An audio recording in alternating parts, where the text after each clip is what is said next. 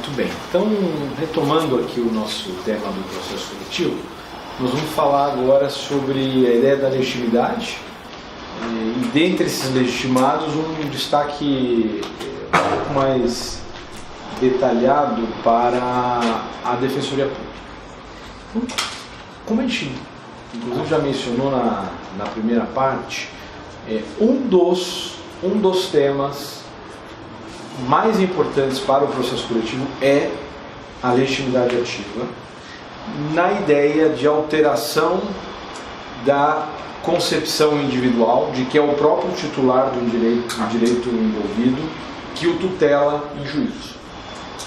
Essa é a regra do processo individual que nós inclusive chamamos, não sei se vocês se lembram, de legitimidade ordinária. Ou seja, a legitimidade ordinária é aquela em que há uma coincidência entre o titular do direito material e aquele que o defende em juízo. Para o processo coletivo, esta situação ela é absolutamente impossível de acontecer. Porque como nós estamos tratando de coletividades, e para essas coletividades é inclusive desnecessário, absolutamente desnecessário conhecer quem são os sujeitos afetados por aquela questão no momento do ajuizamento da ação coletiva, é claro que essa regra não tem o menor sentido. Então, qual é o primeiro objetivo do processo coletivo em relação à legitimidade ativa? Encontrar aqueles exponentes de um determinado direito para defendê-lo em juízo.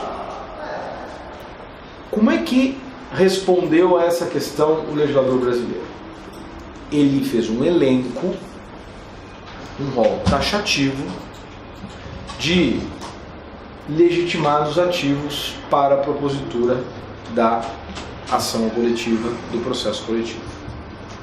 Então, a questão mais importante que nós temos que entender é quais são esses sujeitos que o legislador brasileiro a eles atribuiu legitimidade ativa. Se vocês quiserem, inclusive, aprofundar um pouco essa ideia, vale a pena aqui relacionar estes legitimados com a ideia do tradicional do processo individual ser uma legitimidade ordinária ou extraordinária. Por que me parece que esta não é a melhor solução? Porque este binômio ordinária e extraordinária ela é pensada para a realidade do processo individual. Ou seja, olha, a própria nomenclatura ordinária é aquela que acontece com maior frequência, é aquela mais comum, e a extraordinária é aquela mais excepcional. Então, quando é excepcional no processo individual? Quando eu tenho defendendo em juízo, em nome próprio, aquele que não é titular do direito em jogo. É o caso, tradicionalmente, do sindicato na atuação em defesa de uma categoria de trabalhadores. Então, a partir desta ideia, há muitos, eu diria que a corrente majoritária do direito brasileiro considera que a legitimidade do processo coletivo é uma espécie de legitimidade extraordinária. Por quê? Porque estes legitimados, que estão previstos em lei, eles estão sozinhos, independentemente da presença dos legitimados individuais e sem nenhuma necessidade de representá-los em juízo. Eles estão ali atuando em nome próprio para a defesa de um interesse alheio. Tanto é verdade que uma outra forma de catalogar essa forma de atuação dos legitimados ativos no processo coletivo é a chamada legitimação autônoma para a condução do processo.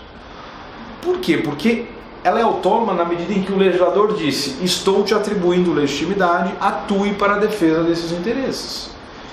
Vejam então que essa ideia de legitimidade autônoma ela rompe um pouco com a ideia do binômio legitimidade ordinária e extraordinária, que ela teria mais matriz individual e, portanto, não seria tão aplicado ao processo coletivo. De qualquer forma, isto não digamos, um ponto tão relevante assim, porque na prática o mais importante é a gente entender quem é que goza desta legitimidade. Quem pode propor uma demanda coletiva no Brasil? Lembrando o seguinte: A ideia aqui hoje é discutir, dentro do microsistema geral, quem são esses legitimados. Porque nós temos outros legitimados nas ações coletivas em espécie. Ação popular e indivíduo, como é que eu faço prova da cidadania, etc. É o cidadão, então é qualquer indivíduo, é o cidadão. Então tem requisitos na ação popular para isso.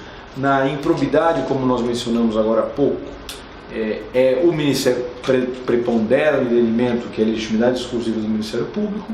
O que nós temos para o processo coletivo geral são os legitimados contidos no artigo 5º da Lei da Ação Civil Pública e 82 do Código de Defesa do Consumidor, na nossa ideia de microsistema.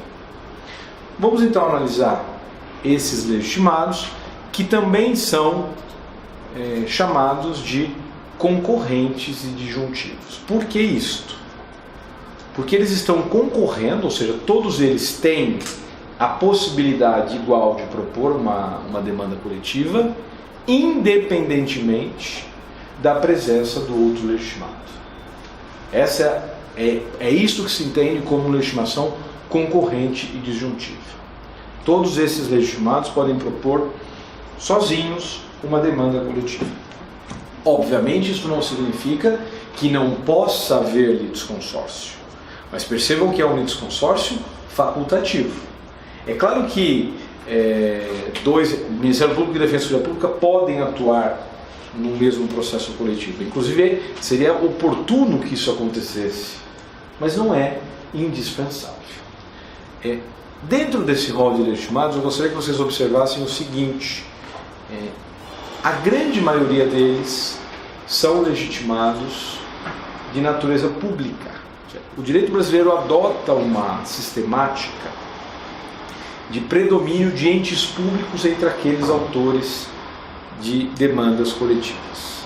E há um ente de natureza privada, que são as associações civis. Então vejam que há um certo desequilíbrio. Nós temos que lembrar, essa é uma lição também clássica lá da introdução ao processo coletivo, que os direitos coletivos, eles não são nem privados nem públicos, são uma via de meio entre essas duas categorias que pertencem a toda a coletividade. Então, o primeiro legitimado que veio, que deveria vir à cabeça, é exatamente o legitimado que representa a sociedade, ou seja, as associações. Só que em função das características sociais, políticas brasileiras e da dificuldade de organização que se reconhece à realidade brasileira, é que se apostou nas instituições coletivas, nas instituições públicas para o processo coletivo. Então, artigo 5º tem legitimidade para propor a ação principal e a ação cautelar. O Ministério Público. É importante a gente mencionar que essa Lei de Ação Civil Pública é de 1985 e o Ministério Público foi inserido aqui por uma razão muito simples. Desde 1982, 83, existia uma legislação ambiental no Brasil que atribuía a legitimidade ao Ministério Público. E o que acontece? Essas primeiras ações em defesa do meio ambiente fez com que o Ministério Público brasileiro, sobretudo aqui, iniciando esse movimento muito forte no estado de São Paulo, fez com que esse Ministério Público ganhasse uma outra feição de Ministério Público, a ponto de, na Constituição de 88, então 82 e 83, legitimidade do Ministério Público para questões ambientais, 85, ação civil pública, 88, artigo 127, 128 e 129 da Constituição, remodela o processo civil brasileiro. Então, percebam que uma instituição que até então era muito, talvez isso não seja tão claro da gente perceber hoje, mas o Ministério Público é uma instituição quase que exclusivamente de atuação no processo penal. Fazia, obviamente, algumas questões de direito civil individual, família, a questão de menores, as questões clássicas do processo individual, mas surge, ou seja, olha a função que teve a ação civil pública no Brasil de projetar o Ministério Público para a tutela dos processos coletivos. E a gente sabe que o Ministério Público brasileiro, nós não temos dados atualizados em relação a isso, mas ele é autor, à medida em que a Defensoria Pública se estrutura, ela vai diminuindo essa diferença, mas a quantidade de ações civis públicas propostas pelo Ministério Público, com certeza é algo em torno de 80% a 90% do total de ACPs ou de ações coletivas propostas no direito brasileiro. Então, é o legitimado que há mais tempo conduz esse tipo de ação e tem aqui o seu mérito, evidentemente. O que é importante da gente compatibilizar aqui em relação aos problemas, às polêmicas envolvendo o Ministério Público, é que ele tem uma limitação de atuação que é imposta pela Constituição Federal. Ou seja, na Constituição 127, 128, 129, o Ministério Público deve atuar no campo dos processos coletivos para a tutela dos interesses coletivos ou nos individuais indisponíveis. Esta é a expressão da Constituição. Não é qualquer interesse individual que o Ministério Público pode atuar. Óbvio que para interesses difusos nós estamos tratando de direitos na essência indisponíveis, portanto há essa atuação. Agora, quando se trata de direitos individuais, existe aqui uma imposição constitucional. E esta imposição constitucional gerou durante um certo tempo uma polêmica sobre a possibilidade do Ministério Público ajuizar ações em defesa de interesses, por exemplo, patrimoniais. Qual foi a discussão que se travou, qual é o leading case que se travou no âmbito do Supremo Tribunal Federal em relação a essa atuação do Ministério Público no processo coletivo? Era uma questão envolvendo mensalidade escolar de escola paga, de escola particular. O Ministério Público ajuiza uma ação discutindo os aumentos de uma escola, de mensalidade de uma escola particular. E qual foi o argumento da escola?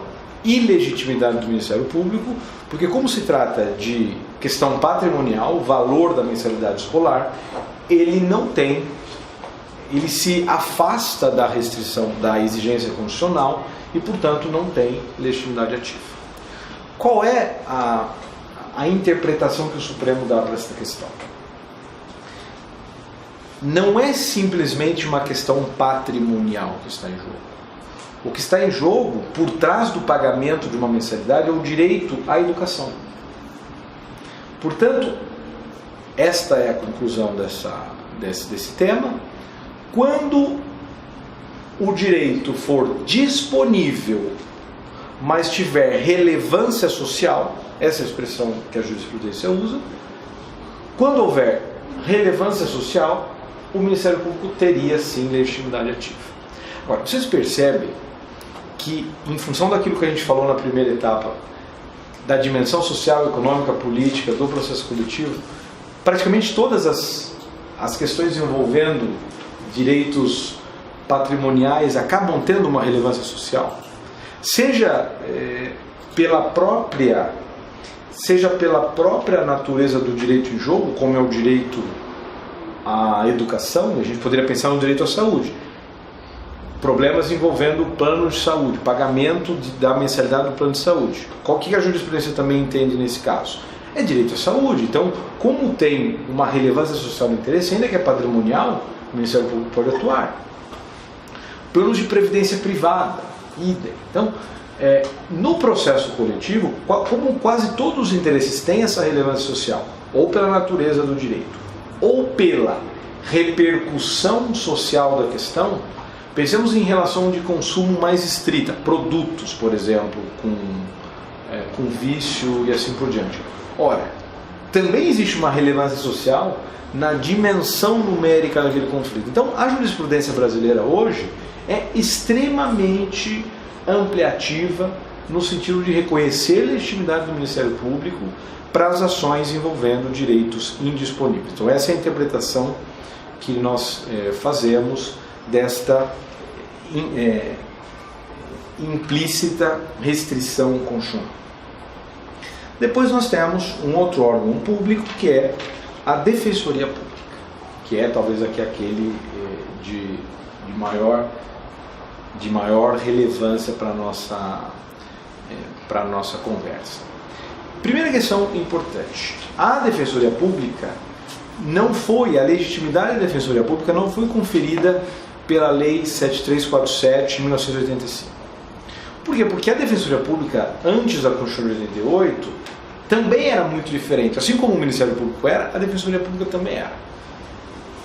Com a diferença de que ela, na verdade, ela é constitucionalizada em 88. E vejam, durante muito tempo, a Defensoria Pública da União não, mas a Defensoria Pública dos Estados, durante muitos anos, durante décadas, a sua criação foi negligenciada por Estados brasileiros. A ponto, inclusive, eu sempre digo isso, a ponto de dois estados, dois dos mais envolvidos no Brasil, como Paraná e Santa Catarina, entenderem que era facultativa a criação da Defensoria Pública. É preciso que um mandamento do Supremo Tribunal Federal diga: não, peraí, essa é uma norma de eficácia imediata, vocês têm que criar a Defensoria Pública. Mas o que eu estou querendo dizer com isso? Como a Defensoria Pública, sobretudo nos estados, que é onde está o grosso da atuação, pelo ponto de vista numérico, como os estados demoraram muito para instituir as suas defensorias públicas, demorou muito para surgir a dimensão coletiva da Defensoria Pública. Ou seja, a legitimidade foi atribuída para o processo coletivo, foi atribuída numa reforma de 2007. O que nós temos aqui nesse interregno? Nós temos, digamos, uma interpretação extensiva de outros dispositivos da própria Constituição, da própria Legislação Civil Pública, que entendia como ente público a Defensoria Pública. Então, a jurisprudência antes de 2007, já em alguns julgados, já reconhecia a legitimidade da Defensoria Pública. De qualquer forma, a lei vem para espancar qualquer tipo de dúvida, pelo menos a priori. Então, inserção do inciso 2, 2007. O que nós tivemos na sequência?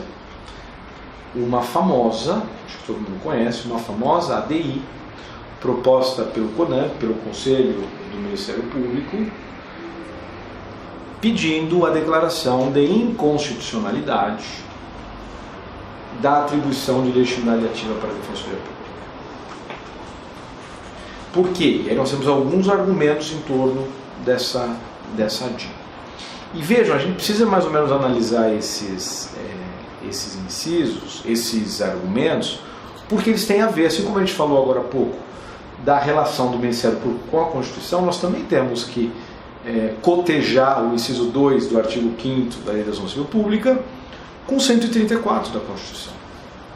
Por quê? Porque a Constituição exige que a atuação da Defensoria Pública se dê para a tutela dos hipossuficientes. Então, seja para o processo individual, seja para o processo coletivo, é claro que esta é a missão da Defensoria Pública. E qual é o problema característico do processo coletivo que reflete nessa questão? Como a gente viu antes, se o interesse em jogo é um interesse indivisível, percebam que com a atuação da Defensoria Pública, eu posso atingir o resultado de um processo coletivo proposto pela Defensoria Pública, pode atingir hipossuficientes ou não hipossuficientes. Esta é, digamos, a questão importante do processo coletivo envolvendo a Defensoria Pública.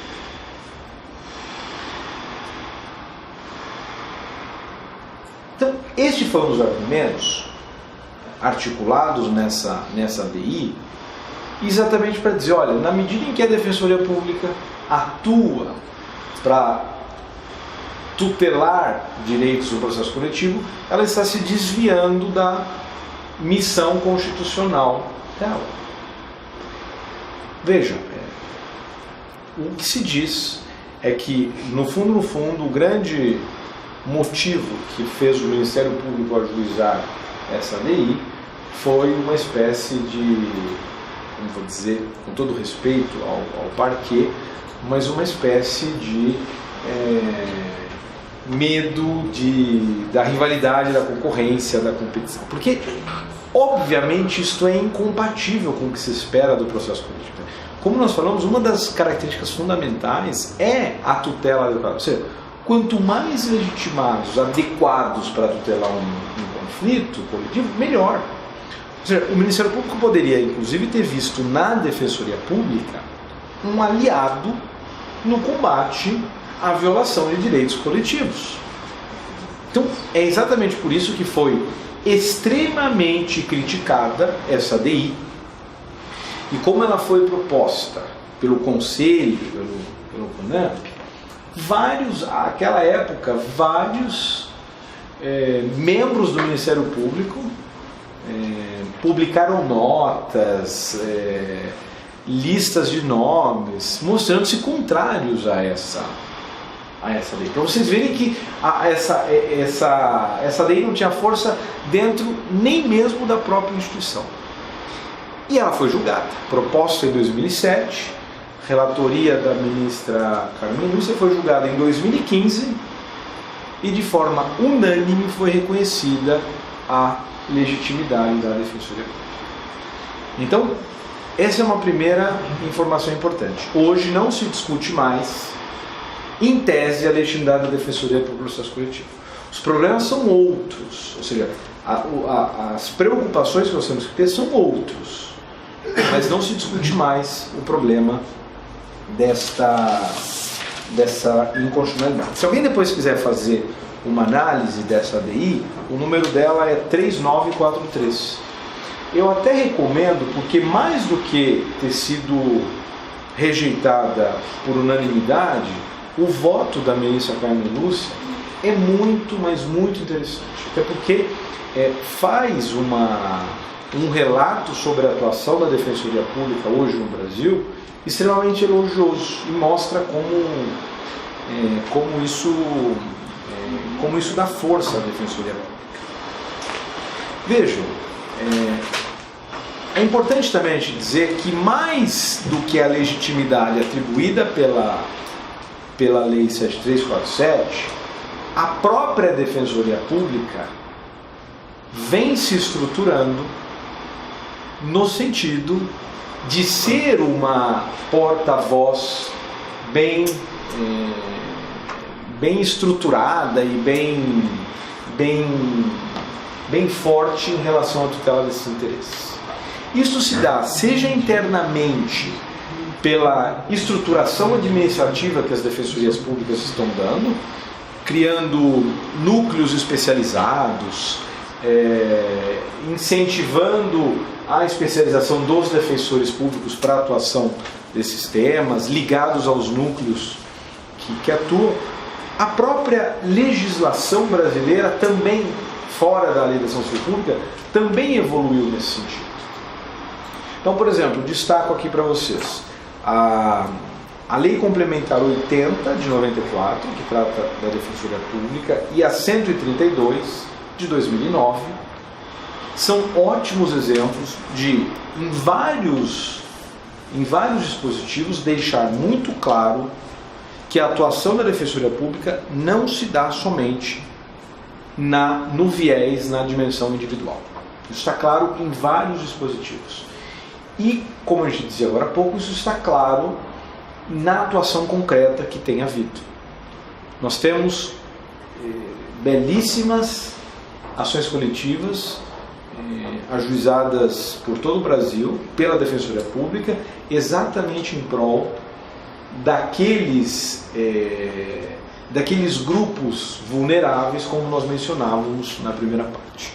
Então, hoje não se discute mais essa legitimidade e ela tem cada vez mais sido incorporada na Defensoria Pública. O que me parece importante a gente refletir? É que realmente é preciso fazer o cotejo entre esta legitimidade e o 134 da Constituição. O que significa dizer que, embora a Defensoria Pública tenha sim legitimidade para o processo coletivo, essa legitimidade não é absolutamente restrita. A gente tem que lembrar que o processo coletivo ele tem uma expressão que foi cunhada para a atuação das associações, mas que tem uma aplicação aqui no tema da Defensoria, que é a expressão pertinência temática. A gente vai ver daqui a pouco que as associações não podem ajuizar ações coletivas para qualquer tema, para aquele que aquela associação foi criada. E a Defensoria Pública, ou seja, usando essa expressão da pertinência temática, qual é a pertinência temática que eu devo ter com a atuação da Defensoria Pública? É o 134 que dá. Ou seja, é preciso que a Defensoria Pública haja para tutelar hipossuficientes.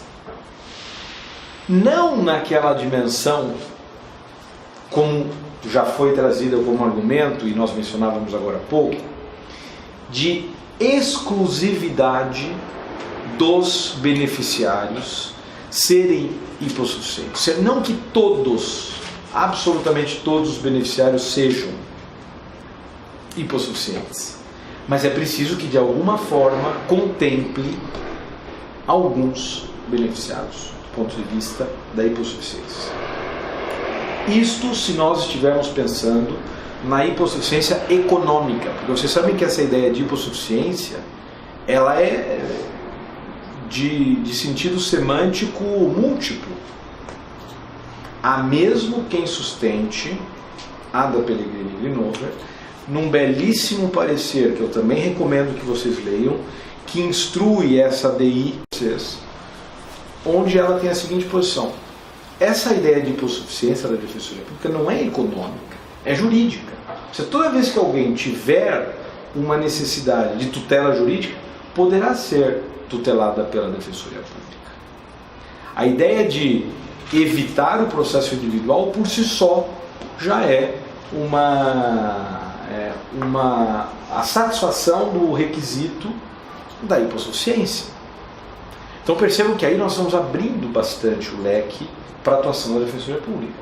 Mas ainda que nós utilizássemos o critério mais restritivo que esse da hipossuficiência técnica, que é o da hipossuficiência econômica, ou melhor, que é o da hipossuficiência jurídica, mais restritivo do que a hipossuficiência jurídica, que me parece que é o mais amplo, que seria o da hipossuficiência econômica, ainda assim, me parece que a gente tem que pontuar o seguinte: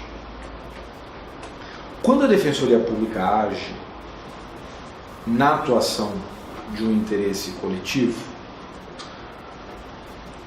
deverá tutelar pelo menos um hipossuficiente.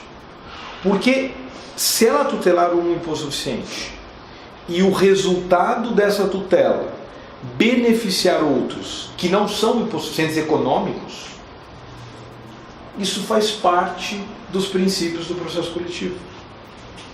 Isso faz parte da molecularização que a gente falava, de uma ampliação do acesso à justiça para beneficiar aqueles sujeitos que, ainda que não são hipossuficientes, podem se valer de uma condenação obtida pela Defensoria Pública. Pero por que essa questão é importante? Porque é frequente a discussão no seguinte sentido: a Defensoria Pública propõe uma ação para tutelar hipossuficientes, uma questão de consumo, uma questão de vaga na creche, qualquer questão envolvendo esses temas. E essa obtém a condenação E o título executivo formado nessa demanda coletiva vai ser utilizado para a execução individual de quem não é hipossuficiente. A pergunta é: esse sujeito que tem totais condições econômicas da contratação de um advogado e assim por diante, está fora do público alvo da Defensoria Pública pelo 134 da Constituição, ele pode se beneficiar dessa decisão obtida pela Defensoria Pública para tentar defender hipossuficientes? Sim. Então nós temos que entender que sim, porque essa é a lógica do processo coletivo e mais, por isso a importância da indivisibilidade dessa questão. Se nós estamos diante de um direito que, ainda que individual homogêneo, ele tem uma dimensão que é o reconhecimento do vício do produto, o vício do serviço ou não, qual é o problema se potencializarmos a utilização disto para aqueles que não são hipossuficientes? Isso faz parte do jogo do processo coletivo. Então percebam que cada vez mais a Defensoria Pública, esse entendimento tem prevalecido e parece ser o mais condizente com o que se espera do processo coletivo. Inclusive a gente percebe muitas vezes algumas situações, algumas de exemplo doutrinário, outros que parece que aconteceram na prática, que talvez nos ajude a refletir um pouco mais sobre essa legitimidade. Se a Defensoria Pública está defendendo a comunidade de consumidores de um determinado brinquedo para criança que pode desrespeitar alguma exigência do ECA, me parece que é absolutamente possível a gente imaginar que mesmo hipossuficientes econômicos possam adquirir aquele brinquedo. Logo, o resultado, sem dúvida nenhuma, poderia ser utilizado não só para quem é hipossuficiente, mas também para outros, seja para restituição do valor pago, etc, etc.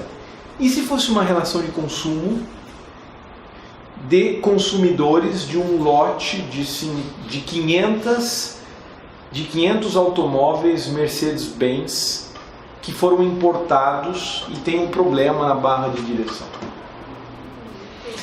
Parece que aqui dentro desse grupo de consumidores não teria nenhum. No sorteio do supermercado, vai muito. Pois é. Tá vendo? No sorteio do supermercado vai que ele ganhou. Para mostrar como é inusitado, né, o exemplo, mas é exatamente para mostrar como a gente tem que ter uma certa flexibilidade na hora de e mais, né? Suponhamos que, pensar um outro exemplo ainda, uma dessas Mercedes está sendo, ou todas elas estão sendo usadas por motoristas Uber, e quem usa o Uber são pessoas que seriam tecnicamente hipossuficientes, pensando que os hipossuficientes não são só aqueles que usam transporte público, mas também poderiam usar Uber, inclusive pelos preços acessíveis que hoje são. Então, de alguma maneira também pode afetar. Então vocês percebem como é difícil o processo coletivo dar uma resposta única para todas essas situações. E mais, vocês percebem que é muito difícil a gente localizar uma situação fática em que não tenha de alguma forma, ainda que um reflexo para hipossuficientes, que é a atuação da Defensoria Pública. Um outro caso também, que não sei se aconteceu ou não, mas dizem que foi uma ação civil pública proposta por um defensor que era morador de um condomínio de alto padrão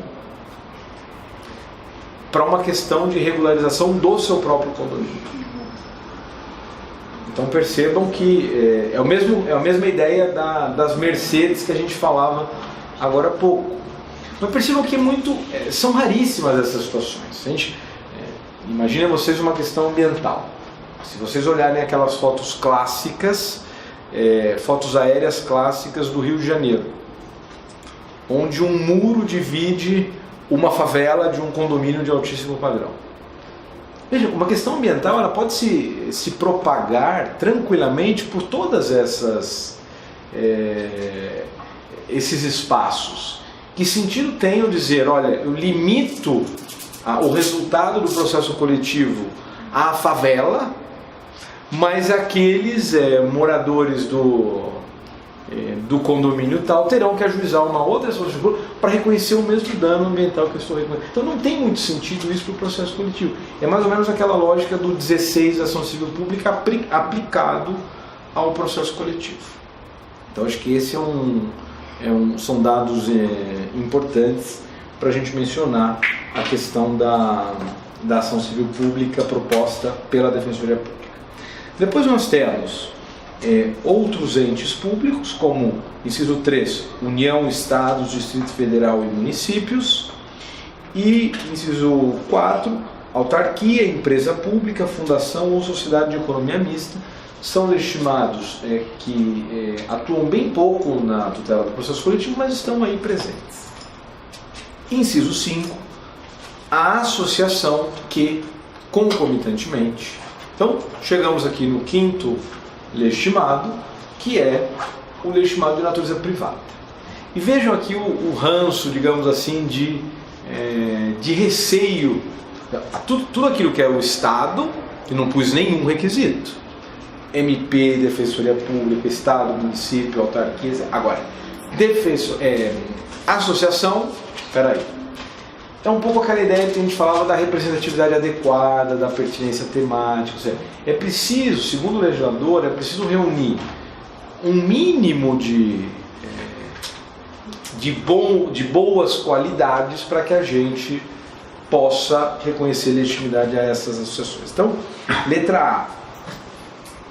Então, o concomitante aqui, nós temos que interpretar como E, ou seja, são requisitos que devem estar presentes cumulativamente. Esteja constituída há pelo menos um ano, nos termos da lei civil, ou seja, a ideia é evitar que associações aventureiras sejam constituídas para o ajuizamento de ações pensando, por exemplo, em vantagens que decorreriam daquela situação. Agora, por outro lado, aqui tem um risco, porque pode ser que não exista ainda nenhuma associação para tutelar aquele direito. E aí esse requisito de um ano possa ser um obstáculo. Então o que a lei faz? No próprio artigo 5º,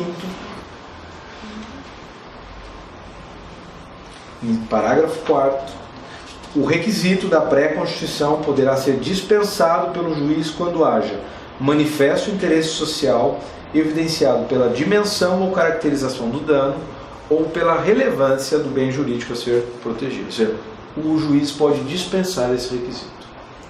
E letra B, inclua entre suas finalidades institucionais a proteção ao patrimônio público e social, ao meio ambiente, ao consumidor, à ordem econômica, à livre concorrência, aos direitos de grupos sociais, étnicos ou religiosos, ou ao patrimônio histórico, estético, artístico, estético, histórico, turístico e paisagístico.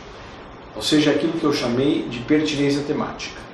Eu tenho que ter sido constituída no meu ato de criação para tutelar um direito que é o mesmo que eu agora atuo em juízo.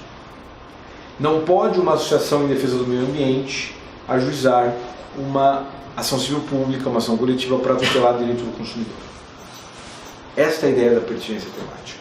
Inclusive tem alguns julgados interessantes, porque como vocês vão ver, o processo coletivo, ele também, como ele é expressão de poder social, econômico, político, houve a criação de algumas associações com a finalidade amplíssima de tutelar qualquer tipo de interesse. Estatuto social, finalidade, 8 laudas de interesses. Então é bem descritivo, desde direito indígena até consumidores de PlayStation, não sei que número. Assim, esse é o tipo de de associação constituída para algum tipo de fraude ou processual de outra natureza. Então o que a jurisprudência entende? Olha, alguém que... Porque veja, nessa situação, se a gente aplicasse friamente a letra B, ela nunca deixaria de ter pertinência temática. De alguma forma ela poderia atuar em qualquer campo. Então o que a jurisprudência entende? Olha, quem é constituído para criar tudo, na realidade não... Para tutelar tudo, na realidade não tutela nada. Então não reconhece legitimidade a essas instituições. Existe uma outra discussão também, que não está previsto, como vocês perceberam na legislação brasileira, que fala da ideia de representatividade adequada. Ou seja, além desses requisitos objetivos,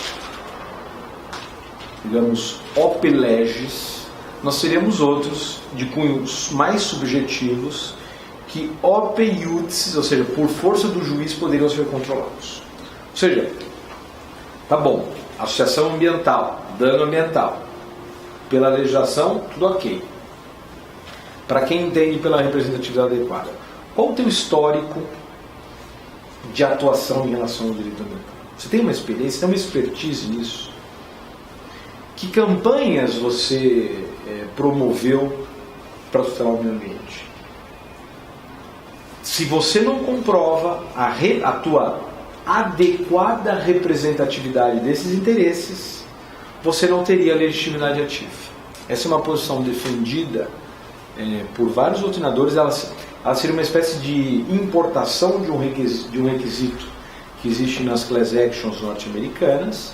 Existem alguns julgados que já estão usando essa expressão há um certo tempo, já estão usando essa expressão representatividade adequada. Não sei se vocês já ouviram, mas ele tem sido usado com mais frequência, e a origem seria exatamente essa que nós estamos mencionando, ou seja, a efetiva aferição de elementos objetivos e não meramente genéricos como existe na lei, para que seja atribuída a legitimidade para uma associação. Então, percebam que a doutrina de jurisprudência impõe um certo fechamento quando a lei é muito mais aberta.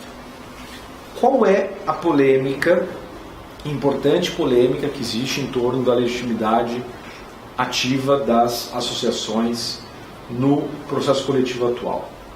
Diz respeito a um julgado de um recurso extraordinário, julgado em 2014 pelo Supremo Tribunal Federal, que entendeu pela necessidade de autorizações individuais para que a associação propusesse uma ação coletiva. Vocês conhecem essa discussão? A questão concreta é a seguinte: a Associação do Ministério Público de Santa Catarina propõe uma ação que chamou de ação civil pública para discutir a gratificação dos membros do Ministério Público daquele Estado que haviam atuado como promotores eleitorais e não haviam recebido subsídios da Justiça Eleitoral, e subsídios esses que não haviam sido corrigidos de maneira adequada.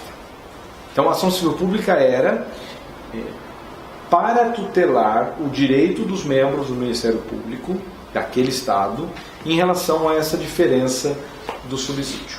O que aconteceu de particularidade nessa ação civil pública? A associação juntou, ao final, procurações individuais de alguns membros do Ministério Público, autorizando a associação a propor aquela ação civil pública. A questão foi julgada procedente, transitou em julgado, e vocês vão estudar isso lá no coisa julgada e cumprimento de sentença ou execução no processo coletivo, este título executivo tentou ser executado por outros membros do Ministério Público que não haviam autorizado individualmente a associação a propor a ação. A questão chega até o Supremo em razão do artigo 5º, inciso 21 da Constituição, que diz que as associações podem atuar em juízo desde que tenham poderes para tanto. é um voto muito... é uma decisão muito dividida, mas o voto vencedor é do ministro Marco Aurélio, que abriu a divergência e entendeu que para que haja a utilização de uma decisão decorrente de ação civil pública ajuizada por associação, seria necessário a transmissão de poderes específicos e individuais para cada membro do grupo. Vocês se lembram que agora há pouco eu disse que predomina o entendimento de que a legitimidade do processo coletivo é uma legitimidade extraordinária. E a ideia de legitimidade extraordinária pressupõe a autorização pela lei para atuação em juízo, independentemente de qualquer autorização expressa para tal.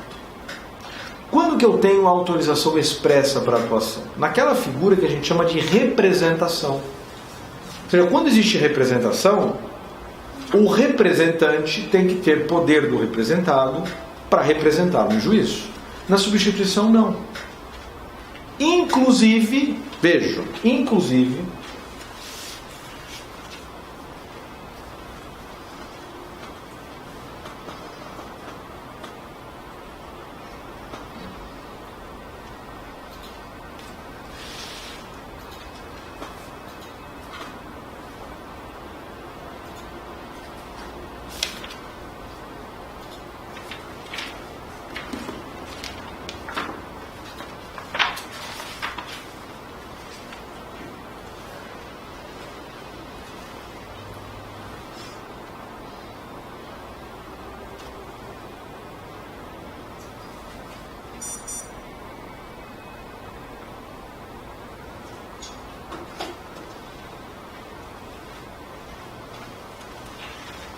Código de Defesa do Consumidor, nós saímos da Lei da Ação Civil Pública, voltamos para o Código de Defesa do Consumidor, artigo 82, que tem os legitimados, inciso 4, as associações legalmente constituídas há pelo menos um ano e que incluam entre suas finalidades institucionais a defesa dos interesses e direitos protegidos por este Código, vírgula, dispensada a autorização assemblear.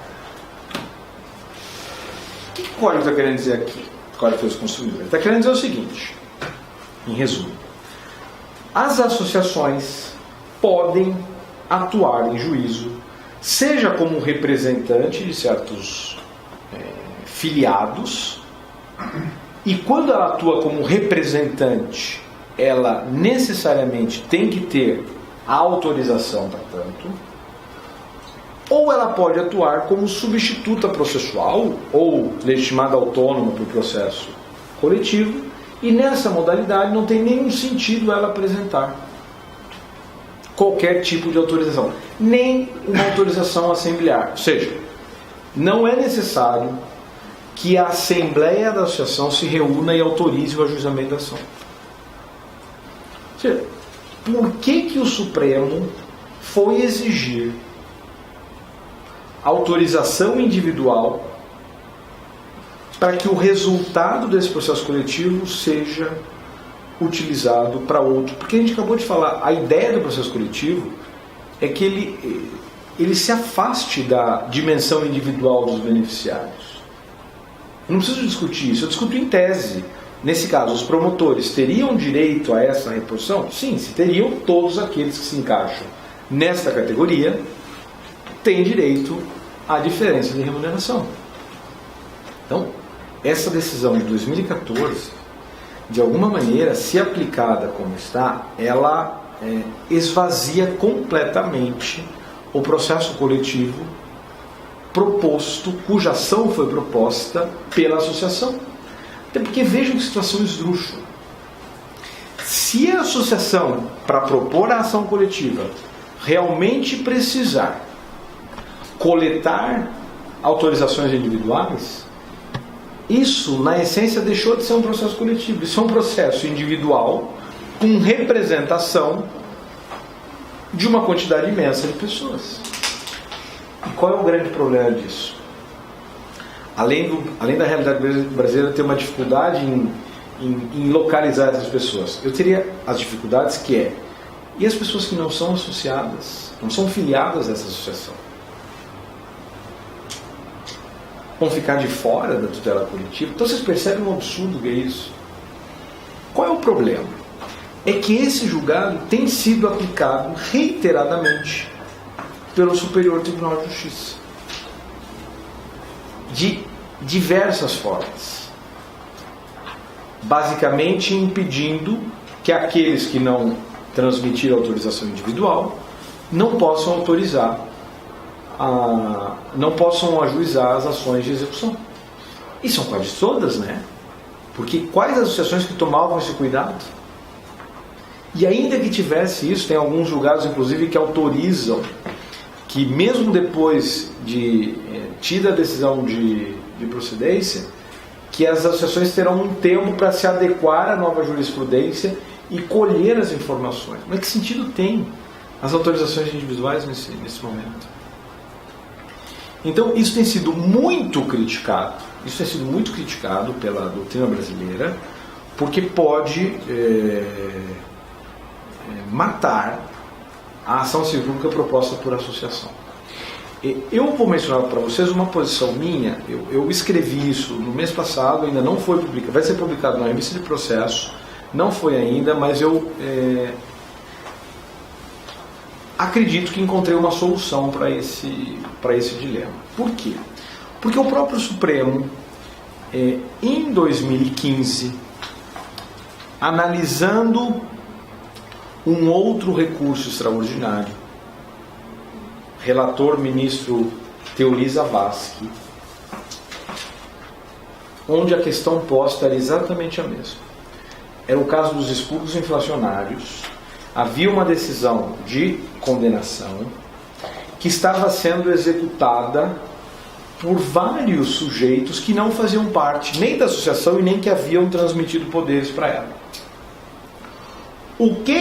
A questão, portanto, dessa execução, que estaria descumprindo o que o Supremo decidiu, no caso anterior, chega até o Supremo. O que o ministro Teori diz? Em análise de repercussão geral. Está claro para vocês que a repercussão geral é um requisito do recurso extraordinário. Ele diz, olha, rejeito a preliminar, ou seja, não está presente a alegação de repercussão geral, porque este caso não é igual àquele outro caso. Este é um caso de processo coletivo. E para o processo coletivo não é exigida autorização individual. Existe um voto de divergência do ministro Gilmar Mendes, que entende, olha, o caso é absolutamente o mesmo, por isso tem que ser reconhecida a repercussão geral para limitar. Acontece que o próprio Marco Aurélio, há 3 votos escritos. Na repercussão geral, você sabe que nem todos os ministros votam. O próprio ministro Marco Aurélio entende que não tem repercussão geral e, portanto, aquele recurso extraordinário não é recebido. O Supremo está louco? Me parece que não. O Supremo, até porque a questão chegou para decidir em função do 5º 21 da Constituição, o que eu tenho sustentado é o seguinte: o Supremo entendeu que naquele caso dos promotores de justiça de Santa Catarina, a associação agiu como representante individual de um grupo de promotores. Portanto, como é representação, a autorização individual é um requisito indispensável. Quem não tem autorização não pode se beneficiar. Você vai precisar ajuizar uma outra ação. Até teria algumas tentativas aqui de resolver esse problema. E eu até acho que no caso concreto, eu analisei a petição inicial, de fato a associação em vários momentos chama aquilo de representação, junta uma lista de quem autorizou, mas eu acho que pelos princípios do processo coletivo, aquilo poderia ter sido analisado como um processo coletivo. Que na verdade era o voto do ministro Ricardo Lewandowski, que era o relator, entendendo que aquilo era um processo coletivo, era um ministro, alguns outros ministros que também entenderam dessa maneira, a questão foi muito apertada. Então, e o mais curioso é que este julgado que eu estou mencionando para vocês, ele é totalmente desconhecido e ignorado pelo STJ. Então, eu tento escrever exatamente para mostrar como as duas situações são diferentes, para dizer que aquela posição que tem sido utilizada para o processo coletivo não é uma situação de processo coletivo, aquilo é uma situação de processo individual. Essa seria uma solução, é uma tentativa, digamos, de não matar a atuação das associações. Fiquem muito atentos a este tema, porque ele é o tema mais polêmico hoje em relação à atuação das associações. Se vocês fizerem uma pesquisa no STJ, pós 2014, vocês vão ver que todos os casos, limitam, inclusive tem alguns casos que estão negando legitimidade ativa. Nós não estamos falando nem da fase de execução.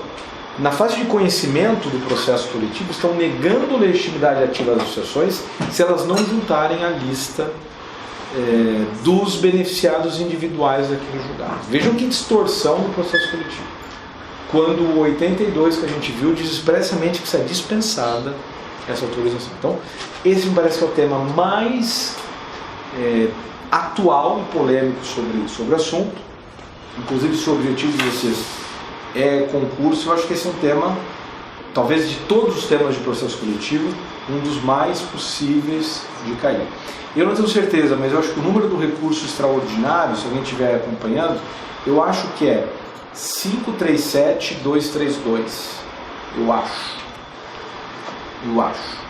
De Santa Catarina. Eu acho que é 537232, mas não tenho certeza.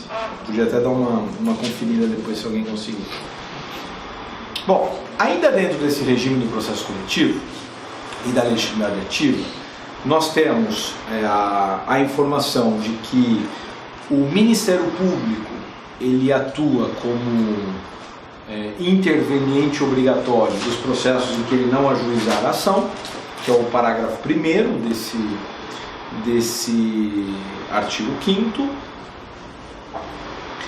Existe uma previsão de possibilidade de legitimidade de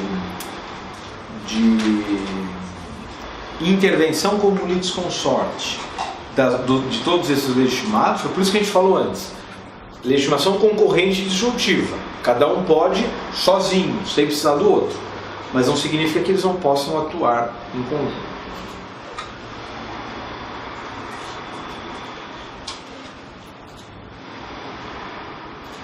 E depois, como últimas reflexões, eu queria comentar o caso. A gente falou de legitimidade ativa, depois nós temos que pensar em legitimidade passiva. Ou seja, o processo coletivo, ele é pensado para que a coletividade esteja no polo ativo desse processo. Ou seja, eu estou pensando em tutelar um direito da coletividade. Por isso, se vocês analisarem, o que faz o artigo 5º, o que faz o artigo 82, é simplesmente reconhecer legitimidade para as ações propostas pela coletividade. Em nenhum momento está escrito aqui de maneira expressa que podem ser propostas ações contra a coletividade. Essas ações serão propostas contra pessoas individuais, sujeitos individuais ou pessoa jurídica que violem esses direitos coletivos. Mas a questão é, e se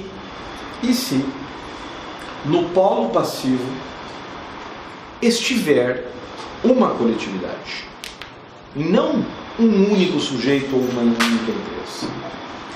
A pergunta é possível ação coletiva passiva? Ou seja, a coletividade no polo passivo do processo? É um tema que, obviamente, não está regulado em lei, mas é bastante interessante, inclusive, por algumas reflexões que a gente tem feito atualmente. Vejam, tem se entendido, inclusive com alguns julgados, no sentido de, sim, ações terem como demandados agrupamentos sociais. Temos alguns exemplos que se considera como ação coletiva passiva. Vocês devem lembrar daquelas ações contra as torcidas organizadas, impedindo o ingresso de torcidas organizadas. O que é a torcida organizada se não um grupo de pessoas, ainda que não tenha personalidade jurídica formalmente constituída, mas que, de alguma forma, estão no polo passivo de uma ação como essa. Eu não sei se vocês conhecem também, há várias ações contra categorias de trabalhadores que não poderiam integralmente realizar greve. Você não pode, tem certas situações, transporte público, algumas questões, não pode. Por quê? Porque em razão da indispensabilidade daquele serviço, do princípio da continuidade que certos serviços públicos precisam ter, eu não posso ter uma paralisação total. Então, há certas ações no âmbito trabalhista contra o sindicato, contra um grupo grevista que paralisa de forma excessiva. Então percebam o seguinte, no fundo, a chamada ação coletiva passiva, ela ocorre quando um grupo abusa de um direito coletivo. É claro que o direito de greve é um direito coletivo. É claro que o direito ao desporto de ir ao campo de futebol é um direito coletivo. Só que eu preciso exercer este direito nos limites de não causar danos a outros grupos ou a outras pessoas. Então vejam esses exemplos. Querem um outro exemplo muito interessante? Uma associação, aí uma pessoa jurídica inclusive, uma associação de empresas produtoras de bebidas alcoólicas foi admitida como ré num processo para o reconhecimento nas etiquetas das bebidas alcoólicas a ausência de informações indispensáveis sobre aqueles produtos. Qual é a grande peculiaridade aqui desses processos envolvendo coletividades no polo passivo? É que o resultado do processo não vincula somente aquele que estava em juízo, mas vincula toda a coletividade que está sendo representada. Então, para pensar nesse exemplo das empresas produtoras de bebida alcoólica, elas tinham uma associação. Quem esteve em juízo é a associação. Se contida a representatividade adequada desse órgão, a decisão produzirá efeitos em relação a todas as empresas que são associadas a essa que estava em juízo. Vejam a força que pode ter isso. Nos casos de ocupações urbanas... É isso que nós vamos falar agora. Então, por que eu deixei esse tema para a gente tratar no caso do processo coletivo? Porque vocês vão perceber que várias questões envolvendo movimentos sociais, o que nós temos são ações contra coletividades. Seja ações no sentido de dimensão judicial processual, ou seja ações mesmo no sentido pré-processual. E qual é a característica, por isso que eu deixei para falar isso num curso de processo coletivo da Defensoria Pública? Porque normalmente, nesses movimentos sociais, está presente a característica da hipossuficiência. Então nós poderíamos relacionar aqui uma série de interesses relacionados com esses grupos sociais. As ocupações, sejam de imóveis rurais, sejam de imóveis urbanos, que a cidade de São Paulo também é um bom exemplo dessas questões. Querem ver outro exemplo? E dentro das ocupações urbanas, nós também tivemos aqui o movimento de ocupação das escolas. Olha o direito à educação. Olha a hipossuficiência se tratando de escolas públicas. Um outro exemplo, aquele caso ficou conhecido como rolezinho. Vocês percebam que nós estamos de novo diante de uma coletividade. Mesmo as questões que a gente falava agora há pouco, de moradores de rua, etc. No fundo, aquilo que aconteceu, por exemplo, na Cracolândia, há alguns anos atrás, de maneira, no meu sentir, abusivo e com uma ação policial, no meio da madrugada, que deveria ter sido tratado de uma forma completamente diferente, aquilo poderia ter sido ajuizado. Ou seja, nós poderíamos ter uma ação que nós chamamos de duplamente coletiva, proposta pela Associação de Moradores da região, comerciantes da região, pedindo a desocupação, que a prefeitura realizasse, o Poder Judiciário determinasse e a prefeitura cumprisse a desocupação daquela região. Quem está no polo passivo? Esses grupos sociais. Qual é a preocupação que nós precisamos pensar aqui? Como eu disse agora há pouco, o resultado desse processo atinge e vincula os membros do grupo. Se nós falamos antes de princípio de um devido processo legal coletivo, a pergunta é: quem defendeu os interesses destas coletividades de hipossuficientes? Quem esteve lá como porta-voz desses interesses? Vocês percebem que, por exemplo, no tema das ocupações, existe uma pauta constitucional interessantíssima. Seja o direito à moradia nas ocupações de imóveis urbano ou rural, seja o direito à educação nas ocupações de escolas, seja o direito à própria integridade, que está no tema dos moradores de rua, etc. Existe uma pauta constitucional e um certo descumprimento de política, de deveres do Estado no que diz respeito a políticas públicas, que são temas que deveriam, do ponto de vista da argumentação jurídica, serem trazidas para o processo. Quem é porta-voz desses interesses? Veja, as ações não são propostas contra o Ministério Público, contra a Defensoria Pública, não. São propostas, e aqui existem vários problemas em relação a isso, contra a coletividade de modo geral. Não sei se vocês já viram essas questões, mas há citação por edital, há uma série de técnicas processuais, na minha opinião, incompatíveis com o processo coletivo. Absolutamente incompatíveis com o processo coletivo. Então, essa reflexão final é que a gente trate isso como um processo coletivo. E como se trata normalmente de hipossuficientes, o papel que a Defensoria Pública tem nesses conflitos.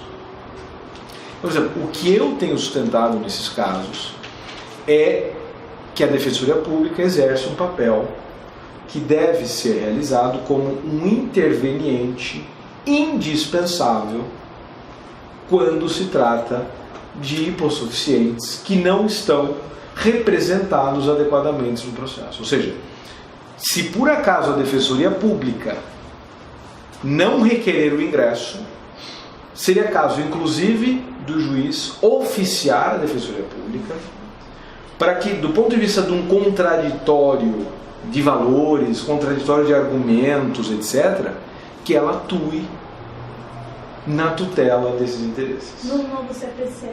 E aí, muito bem observado, a nossa última observação de hoje, que eu também separei, é um dispositivo, são dois dispositivos, na verdade, que tem a ver com as ações possessórias. Acho que era essa a questão que você estava mencionando. Nas ações possessórias. Por quê? Porque... Oi? Possessória multitudinária. Exatamente. Porque exatamente esses temas que nós estamos falando acontecem com muita frequência nas ações possessórias. Então, eu reputo que há duas novidades muito interessantes do ponto de vista que são chamadas de possessórias multitudinárias, que no fundo nada mais é do que um conflito coletivo. Tem um conflito coletivo do ponto de vista, se a gente pensar numa ação judicial, de uma ação coletiva passiva. Por quê? Porque elas são propostas contra essa coletividade. Então, quais são essas duas dimensões do novo Código de Processo Civil que me parecem importantes? A primeira delas, artigo 555, que é o primeiro artigo das ações possessórias, parágrafo 1º, vai dizer que, além da citação individual dos ocupantes, também deverá ser notificada o Ministério Público e notificados o Ministério Público e a Defensoria Pública. Percebam que isto cumpre aquele papel que a gente falava agora há pouco de ciência a esse órgão tão importante para a tutela dos hipossuficientes, essa questão. E uma outra norma que eu também considero muito importante, lá nas ações de manutenção e reintegração de posse, na sequência, artigo 565 diz expressamente o seguinte: no litígio coletivo pela posse de imóvel, vejam que dentro de um Código de Processo Civil individual nós usamos a expressão litígio coletivo pela posse de imóvel, quando o esbulho ou a turbação afirmado na petição inicial houver ocorrido há mais de ano e dia, aquilo que nós chamamos de posse velha, o juiz, antes de apreciar o pedido de concessão de tutela liminar, deverá designar audiência de mediação a realizar-se em até 30 dias, que observará o disposto nos parágrafos 2º e 3º. E no segundo, o MP será intimado para comparecer à audiência e a Defensoria Pública será intimada sempre que houver parte beneficiária da justiça gratuita. Então percebam que é uma fortíssima imposição às liminares de desapropriação quando nós estamos diante de posse velha. Ou seja, nós temos uma comunidade construída, nós temos casas, famílias que ali estão exercendo o direito à moradia, o direito ao trabalho, assim por diante. Então, essa limitação, não conceda liminar, promova uma audiência de mediação, somado ao fato de notificar a Defensoria do Ministério Público, me parece que é um ganho do ponto de vista da tutela desses grupos de hipossuficientes no tema das ações processuais. Só uma teoria, né? Em Campinas, ontem teve uma reintegração que não respeitou nada. De posse velha? Tirou do GAOR, enfim. E vocês nem tentaram, via recurso, a essa... Tinha recurso pendente, Tá. É o poder público, né? O conflito entre o judiciário E a liminar chegou a ser cumprida? Porque o problema é exatamente esse, né? Se você não foi consegue... desocupado. Se você não consegue suspender essas liminares em tema de posse de imóvel com posse coletiva, é um risco de ter um pinheirinho de novo, na verdade. Mas então, foi o que foi anunciado. É um assim. risco de ter um pinheirinho de Famílias novo. ficaram na rua. É aquela coisa, né? Os limites do Estado democrático de direito. A gente ainda tem que caminhar muito em relação a tirar do papel todas essas coisas que a gente falou hoje, que vocês conhecem muito bem da realidade brasileira. Então, pessoal, eu agradeço bastante o convite mais uma vez e parabenizando essa iniciativa de vocês aqui em promover essa preparação. A vocês todos também, foi um prazer estar aqui, desejando bons estudos, boa sorte e obrigado.